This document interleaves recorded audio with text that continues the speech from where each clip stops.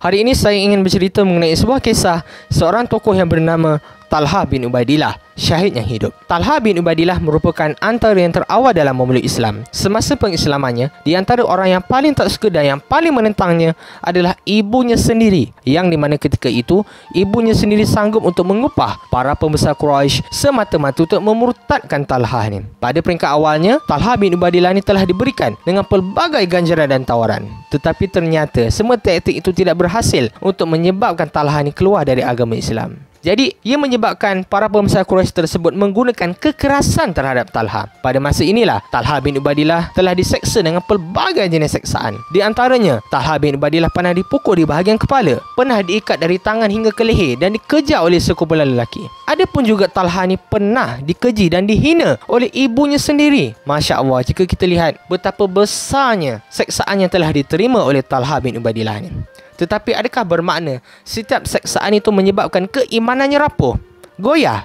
Ternyata tidak. Bahkan keimanan Talha bin Ubaidillah ni semakin bertambah dari sehari ke sehari. Buktinya apa? Semasa perang Uhud, Bukit Rumah ataupun Jabar Rumah. Ketika itu Jabar Rumah merupakan kubu pertahanan bagi pemanah-pemanah umat Islam.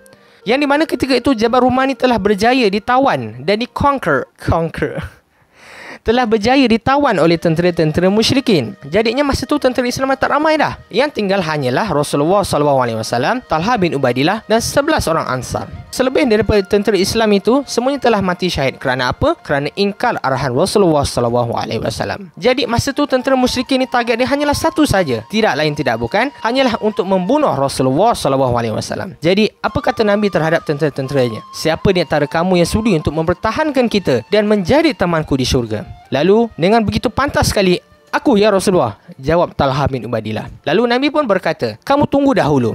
Nabi bertanya sekali lagi, siapa di antara kamu adalah orang-orang Ansar? Lalu barulah seorang jawab, aku ya Rasulullah. Orang Ansar menjawab. Lalu orang Ansar yang menjawab tadi pun pergilah mempertahankan Nabi dan mati syahid. Sehinggalah Nabi pun bertanya lagi perkara yang sama, sehinggalah ke-11 orang Ansar itu semuanya telah mati syahid. Dan kini tibalah giliran untuk Talha bin Ubaidillah untuk mempertahankan Nabi. Bayangkan, ketika itulah Nabi SAW telah dikepung oleh ramai sangat tentera musyrikin masa itu. Semua memang nak attack Nabi, semua memang nak bunuh Nabi. Tetapi yang menjadi benteng, yang menjadi pertahanan bagi Nabi SAW adalah Talha bin Ubaidillah. Ada yang mengatakan Talha bin Ubaidillah ni pernah menerima lebih daripada 70 jenis luka tikaman tombak, libasan pedang, terkena anak panah. Bahkan tangan Talha itu sendiri putus.